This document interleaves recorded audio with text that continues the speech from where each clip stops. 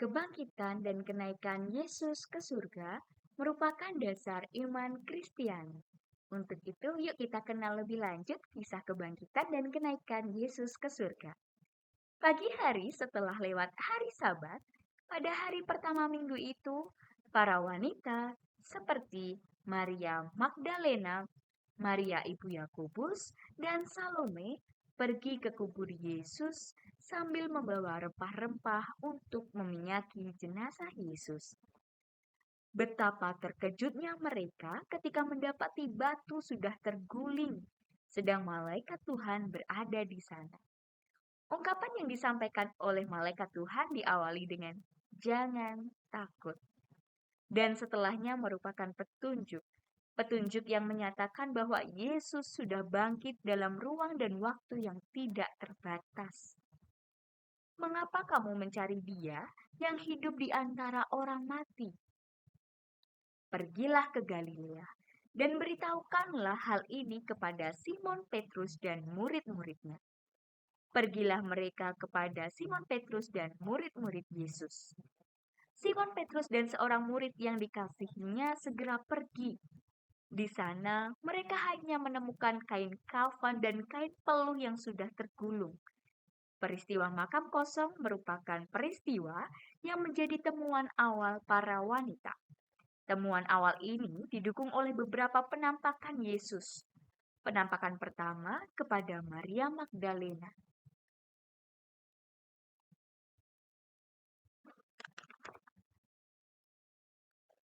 Penampakan kedua kepada dua orang yang sedang melakukan perjalanan keluar kota atau ke Emmaus.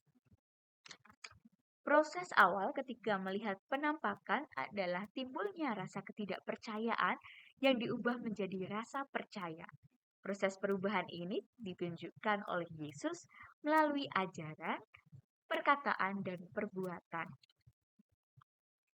Penampakan ketiga kepada ke-11 orang yang sedang makan. Penampakan keempat kepada 12 murid Yesus. Kelima kepada Thomas. Thomas awalnya sangat ragu karena ia harus mendapatkan bukti. Namun ketika Yesus datang untuk kedua kalinya dan meminta Thomas untuk menaruh jarinya di tangan dan lambung Yesus, Thomas menjawab, "Ya Tuhanku dan Allahku." Yesus adalah Tuhan dan Allah. Dengan pernyataan ini, manusia mengakui Yesus sebagai Sang Firman yang berbeda dengan Allah, ilahi seutuhnya yang tidak terpisahkan dari Bapa. Kelima, penampakan kepada murid-muridnya di pantai Danau Tiberias.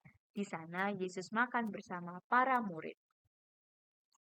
Dalam peristiwa kebangkitan, Yesus melakukan suatu pembenaran oleh sebab dari adanya pertentangan-pertentangan para ahli-ahli Taurat yang menyatakan bahwa Yesus telah menghujat Allah. Namun melalui peristiwa kebangkitan ini, Kristus dibangkitkan.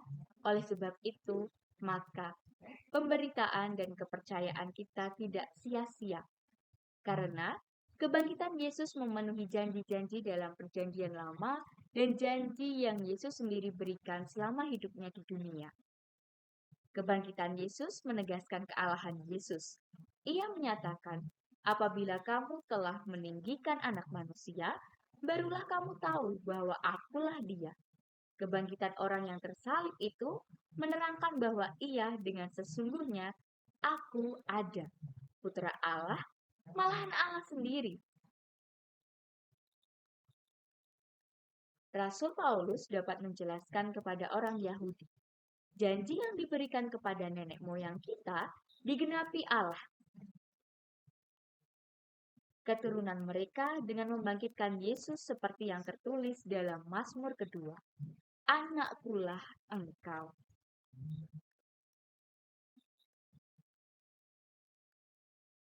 Yesus yang telah mati juga turun ke tempat penantian atau yang disebut dalam bahasa Inggris adalah hell, dalam bahasa Yunani Hades, dan dalam bahasa Ibrani Sheol.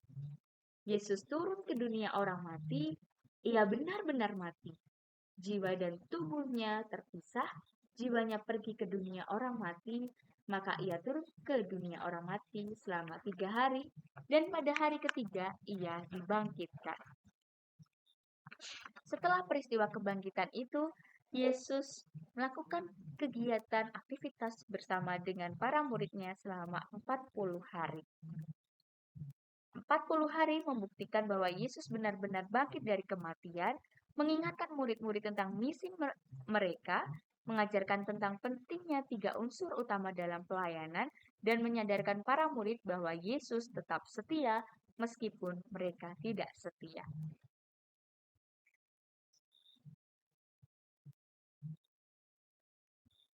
Dalam peristiwa menuju ke kenaikan Yesus ke surga, Yesus mengajak murid-murid ke Galilea. Galilea menjadi tempat bagi para murid untuk memperoleh penyegaran rohani serta pembaharuan motivasi, sehingga mereka mempunyai kesempatan untuk merenungkan kembali dan mengevaluasi relasi mereka dengan Tuhan. Mereka mundur sejenak untuk menemukan kembali panggilan dan jati diri yang semula. Ketika Yesus terangkat ke surga, ia duduk di sisi kanan Bapa.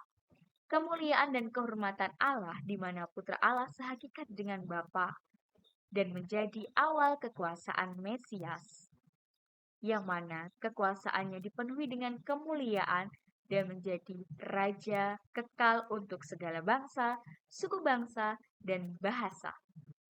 Kekuasaannya tidak akan lenyap, kerajaannya tidak akan musnah. Sejak saat itulah para rasul menjadi saksi-saksi kekuasaannya yang tidak akan berakhir. Dengan terangkatnya Yesus ke surga, menyatakan bahwa pelayanannya di dunia telah selesai.